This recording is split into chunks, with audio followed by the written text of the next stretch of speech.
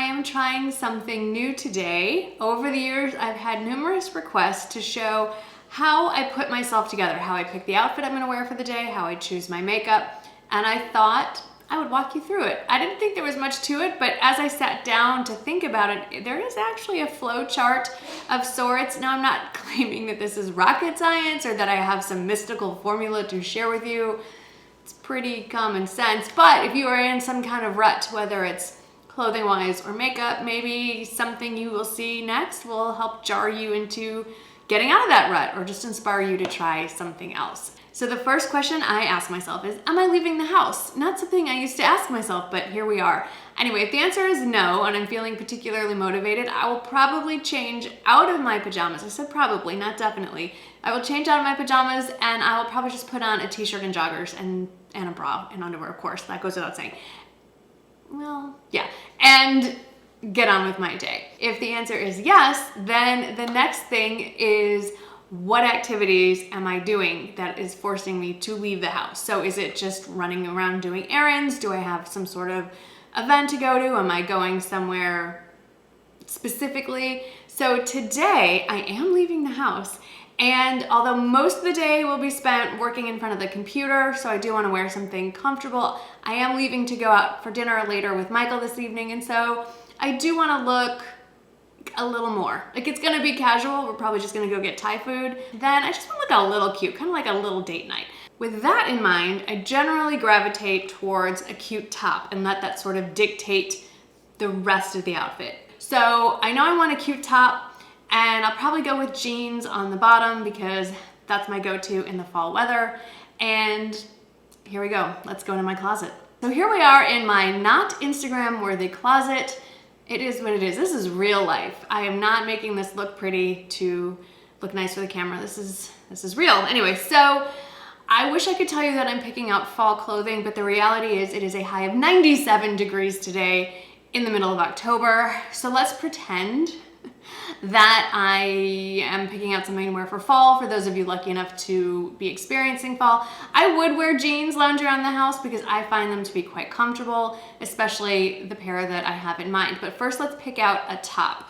So in this case, I'm gonna have to go with something short sleeve because 97 degrees, but I do want something cute. So I'm gonna skip the tees, like the 100% cotton t-shirt kind of things, and go for something a little more blouse-like. And the one I have in mind is this linen kind of cotton combo with a little lace detail that you've seen before. Just needs to be steamed. And then I know I want to wear my Levi's jeans, my high-rise jeans with them, and I have two pairs. I would prefer the ones with holes, the distressed, because 97 degrees. But I don't like that color blue, like a lighter or medium wash blue doesn't look great with a light blue, so I'm gonna opt for my darker blue jeans. And since we're going out in the evening, a darker blue looks a little better for nighttime. So now that I've picked those out, all I have to do now is steam my shirt really quickly and then get on with the makeup part of this portion. So I love the steamer that I've recommended for years, my Shark steamer, but when I was cleaning out the house as we were getting ready to paint everything, I found this little steamer tucked away in Shane's closet, and I really like it. I nabbed it for just travel because it's a lot smaller than my Shark steamer, but I think it is maybe even a little more effective. If it's still sold, I will link it below. It heats up super quickly, and it's just really easy, and I feel like the steam is a little more forceful, if that makes sense. Anyway, I should also add, one of the things I thought about when picking out this top is, will it look good under a cardigan or jacket? Because even though it is 97 degrees, we really like to crank up the air conditioning here in San Antonio, so if we do eat inside the restaurant, I will bring a lightweight cardigan along to wear inside the restaurant. And for those of you experiencing fall, you can just wear this outfit and not have to think about air conditioning. So that means like things with a lot of details on the actual sleeves won't really work, or something that's really bulky. So I like that the detail on this blouse is more focused on the front of the shirt. As for accessories, in this case, the shirt has a lot going on towards the collar. It has a slight mock turtleneck to it, so I don't want to wear a necklace. I will add earrings, and usually I pick the earrings first and then everything sort of flows from there. These days I kind of go back and forth between little studs that are easy to wear under a mask, or if I know that I'm only popping on the mask to walk in somewhere and not have it on for a very long period of time, I'll still wear a normal pair of earrings. It's something that has drop to it. So in this case, because the shirt is more cool toned, I'm going with silver. There's no rules here. And I love these earrings because you can't go wrong. They are silver and gold, so they can go with pretty much everything.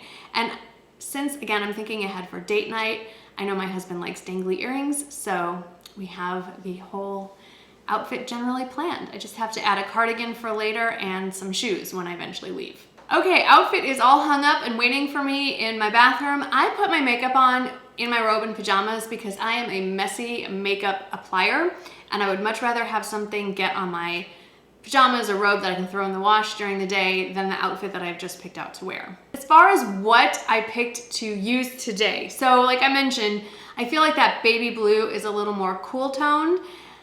That doesn't mean I'm necessarily gonna always go with cool tone makeup, but in this case, where'd I put it? I did just pick up, and I've talked about the Natasha Denona Glam Palette, which is most definitely cool toned. And I've been reaching for this a lot lately. One, because it's new, so it's my new toy that I want to play with. And two, because I decided to just follow the instructions and use the shades as labeled when I was in a hurry the other day. And my husband, Michael, really, he complimented my eye makeup. So I'm like, all right, I'm sticking with that. So now that I know that I'm going with cool toned eyeshadow, that sort of informs the rest of my choices. So I picked out kind of an icier, iridescent highlighter. This is an old one from Too Faced. It's their Diamond Fire. It doesn't look like much here. In fact, it just looks white, but it's an iridescent, very fiery, icy, hence the name, I guess. But it has purples and pinks and a little hint of blue-green in there. Perfect for going with the cool toned shadows that I just picked out. And then because of that, I also picked out a cool toned blush. This is another go-to of mine. A lot of my everyday makeup products don't get a lot of love on my YouTube channel, but these are the ones I reach for when I'm just putting on my makeup for everyday life. This is one of the Hourglass Ambient Lighting blushes, and Ethereal Glow is probably my most used one. As you can see, it is a cool toned pink. All the rest of the products you're gonna see me apply are just what is my current rotation. That doesn't change much, just depends on what I feel like grabbing for the day. And I'll talk about each product as I apply them. So let's go get some makeup on and make this face ready for the day. Before I get started with the makeup, I'm gonna put on some lip balm, and the one that is currently on my makeup counter is the Chorus one. It's in olive. I actually got a second one when I did a little sponsored Instagram post for Chorus earlier in the year. And so I actually have two of these. One of these lives in my purse, and now I have another one that lives in my makeup area. So I've gotten into primers a little bit with the whole, well, first I tried the Dr. Brandt's Pore Refiner Primer and really liked it and loved how smooth it made my foundation go on, and it didn't break me out. The other reason I'm going with a primer is because I put on my skincare a little bit ago, a little longer ago than usual. And so since I haven't recently moisturized, I just wanna give the foundation something to grip. Okay, and I am turning red for no reason that I understand. This part of the makeup application is pretty much standard, starting with my Trish McEvoy Instant Eye Lift. I always put this on to correct the under eye circles, brighten up a little bit, and I'm using my BK Beauty 106 brush to stipple that in. It's amazing what this little product does. And then I'll put foundation on top of that. But I've been playing with products and have been playing with an oldie but a goodie. This is the Hollywood Flawless Filter from Charlotte Tilbury in the shade 1.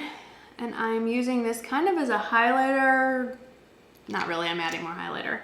And I don't use this all the time, but the foundation that I decided to go with today is matte-ish. And so a little extra underneath kind of makes it look a little more, I don't know, satin, not so flat. Although this, you'll see what I'm picking in a second, but it's not a flat matte, but still, I have dry skin. This doesn't make me look sweaty or crazy glowy. The foundation that I decided to go with today is the Estee Lauder Double Wear. I rotate between, I'd say 5 foundations, just depends on my mood and the weather and what have you. Weather's playing a big role in this. 97 degrees. We should do a drinking game. How many times am I gonna say that? But that would mean I might sweat it off. So this is a good reason to grab the Estee Lauder Double Wear. So I'm gonna dot this all over the place.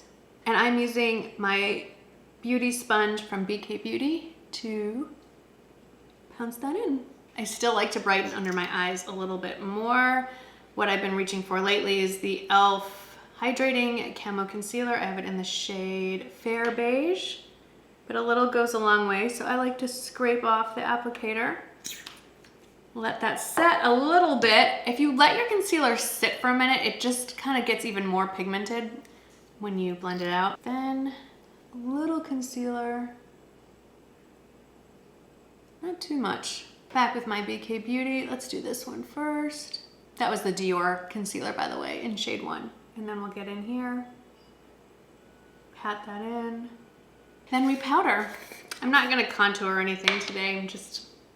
Haven't really been doing that much. I think I'm gonna use my BK Beauty 108 brush, just dip it in a little bit into my IT Cosmetics Bye Bye Pores powder. It's the only thing I use for the most, pretty much the only thing I use. I should say it's the most consistent thing I use to set my concealer. And I'm not rubbing, I'm bouncing. Now to powder the rest of my face, been loving this, the Revlon Candid Loose Powder. Don't love the container. You have to pop this thing off like that, and it's just a messy step. I tuck my lips in so that the powder doesn't stick to it. Does anybody else do that? For bronzer today, now I do rotate among a few bronzers. I've noticed I'm looking a little pasty lately. I've been sleeping as well. I've been staying up late, doing some fun things, but I've been staying up late and getting up early, and when I do that, I look even more pale. So the Charlotte Tilbury Airbrush Bronzer I have in shade 2 is a little deeper than some of my other bronzers, for me. And so I'm gonna go with that. Otherwise, I usually use the L'Oreal Lumi bronzer, the Too Faced Milk Chocolate bronzer, and the Physicians Formula Butter bronzer. I kind of rotate around those, and sometimes the Milani one. So what did I say this was? A BK Beauty 107.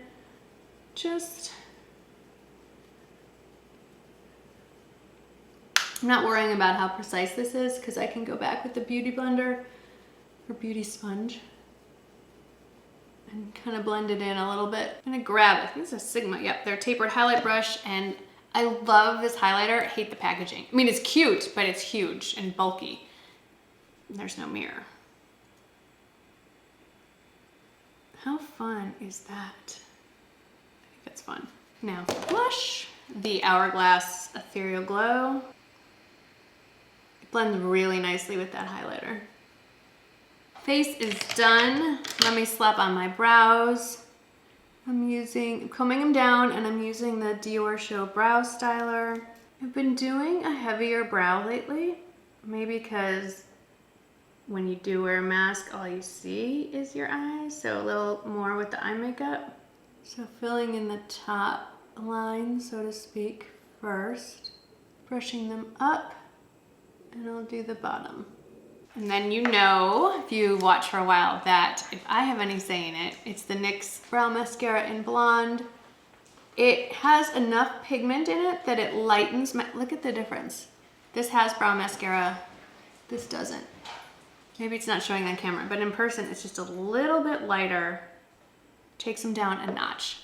I just haven't found any other brow product that does this to this level. I love it. Let's get to the eyes. Like I mentioned, I'm using the Natasha Denona Glam palette. I'm just gonna follow the directions, so to speak. So the transition shade is what I'm doing first. It's the upper right corner. It's a little cool toned. Kind of reminds me of MAC Omega, but lighter, not as pigmented. And this basically just gives the next color something to glide over. Same brush, this is the BK 201. Then I'm going with Crease, which is that next one right there. Has anyone seen the ColourPop, the new one, the taupe palette? I know it's very similar to this palette, so it's kind of silly to buy them both, especially since I don't wear a lot of cool tones. but I have to admit I'm very intrigued by it. All right, I'll get to the blend one later. Let's do the lid. So center eyelid, I'm just gonna stick to the top row, and I'm gonna do this kind of slightly pinky shade, use my ring finger and pat that across the outer and the center part, kind of leaving the inner corner naked, so to speak. I'm gonna take a 202 brush, and this outer eyelid, I'm going to do, there are some options. I don't really want a silvery look. I'm gonna balance out all these cool tones with some more brown. It is still a little cool tone, but not as cool as the other outer eyelid options. So I'm gonna roll my brush in that and kind of stamp and rub and circle. Gonna pull that across the outer third and up into the crease a little bit. And then with my trusty index finger, back to the top row where it says inner eyelid, inner corner. It does not say inner eyelid, it says inner corner. I'm just bopping it in the inner corner. Then with a really fluffy, but a little more precise than the 201, this is a Zoeva Luxe Crease Brush. I'm going in with that blend shade that is a little warmer than everything else. Tap it on my hand, and I'm just gonna go across the top in the socket and even the edge, and just kind of add the littlest bit of warmth to the whole thing. And with a smudger brush, taking blend and running it just underneath my eyes. I know this is a lot for daytime. I am gonna go out for dinner later tonight, and I am a beauty YouTuber. And if you hear a lot of crunching noises, that's Rowdy, he has a new bone. Okay, I'm gonna curl my lashes. I've been trying out a new product for me. It is the Dior, what is it actually called? Dior Show Maximizer 3D. It's a lash primer. And what I really like is that it works very well, but it's very thin. Then I'm grabbing a new bottom lash mascara. I've been hearing this recommended literally for a decade. I finally picked it up. It's the MAC Extended Play Giga Black Lash. Really long, skinny wand. I get it. I've had it for about a week. It's incredible. It really gets in to every lash. And then the mascara I decided to use, I got this from L'Oreal. They sent it to me. It's their new Air Volume Mega Mascara. I've been using it a lot in the last couple of weeks, I think. I really like it. L'Oreal just makes the best mascaras, don't they? To set everything, this is brand new. This is from Charlotte Tilbury. It's the Airbrush Flawless Setting Spray. I love that it's clear, so I can see how much is left.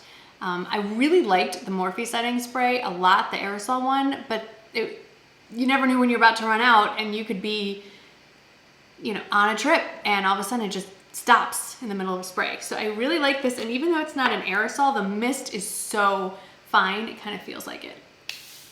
You see how it like, psh, it's not just a short burst of psh, it's a long burst. It's a super fine mist. I think it smells like geraniums. It's not unpleasant. Some people rave about it. I could take it or leave it. I don't care. Okay, my makeup is done. I'm gonna throw in my outfit. We're not filming that part. And then I'll get back to you to see what we're gonna do with the hair, because I never really know what the hair is gonna do until I take it out of the scrunchie that I slept in. So let's see how that goes. I am dressed. I do want to address my undergarments because we're not gonna see them, but they do play a role. So like in this top, because there is some lace that makes it sort of see-through, instead of wearing my go-to, which is the Endless Wireless Bralette, they're wider straps, but they basically feel like you're wearing nothing. Those would be a lot more visible. So I just went, oh, you can't even see it. I just went with, it's from the Endless line, but it's their wireless bra. So the straps are the traditional thinner bra, and I have it in nude, so they're really not visible. Let's see what happens when I take my hair down. So usually I wash and style my hair one day, and then the next day it's wearable for at least another day. So let's see what we're dealing with here. I sleep in these scrunchies, the silk ones, swear by those. I did curl my hair the other day, so tomorrow's a hair washing day, and it's not as cute as I thought it was gonna be. So it's headband time. Let me just look in the mirror over here.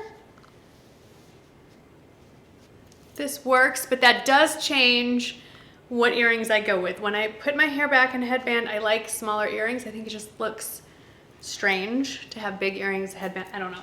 So I'm going with my go-tos. These are the Kendra Scott Kathleen pearl studs. They have a teeny tiny diamond chip on the bottom. So I'm gonna pop these in. I realized I did not put any scent on, and I should have done that before I put on my pearls, because pearls do absorb fragrance, but I'll just keep it down here. I decided to go with the Tom Ford Lost Cherry. There is a refill. Ooh, I'm about halfway through mine. I don't think Nordstrom carries the travel size anymore. I think it's on Sephora now. But what they do have at Nordstrom, what I'm really excited about, is they have this in a candle, except it's like $132. But this is so incredible. Okay, that is it. I am gonna pick my handbag for the day. I usually just set my handbag like on the bar stool, which makes everyone in the house crazy. I wanna show you the handbag, and I usually, as I switch them out, don't put them away. So there's usually a small collection of handbags sitting here next to my kitchen. We went to a concert Friday night. I'm filming this on a Sunday, and it was an outdoor concert, and I do have to say, I know it's not great for the artists to have a limited amount of people allowed, but as a concert goer, it was the best concert I've ever been to. It was the Aaron Watson concert. I'll insert a picture of that outfit. So it was really limited seating. It was outside. Your seats were put together in groups of 2 or 4. So Michael and I went together, so we had a little group of 2, and there was no one within at least 10 feet around us, and you had to wear masks going into the venue, but then once you were seated, you could take your mask off, and you weren't allowed to go up to get drinks or anything. They had bar service coming to you. So it was the first concert I've ever been to where I could see the stage because nobody stood up, they stayed in their seats, and I had drinks brought to me, and there was nobody squishing me, nobody spilling stuff on. It was fabulous. Anyway, so this is the purse that I brought. This is a Kelly Wynn. We had to bring clear bags, so I brought my Kelly Wynn clear bag. There's still some stuff in here from the concert. And then Saturday night, we went out to dinner at our club. It was a little more dressy, so this was the bag that I brought for that. You've seen this before, but now we're back to everyday, and so I will take the stuff out of that bag and put everything back into this bag, and I will wear my Chloe bag today. Here's the cardigan that I'm gonna be wearing. It's a pretty thin one from Halogen. It's a longer length. I'll insert a full body shot of me, but here's the whole thing. Got the air conditioning cranking up in here. So here's my cardigan for air conditioning weather. For those of you in the fall, you can just wear this. And then the shoes that I'm gonna wear with it are just easy slip-ons that I picked up in the Nordstrom sale, and a dog. There's a dog. That's Wrigley. So that was the whole decision making and application process of getting dressed. It's not that cold in my house.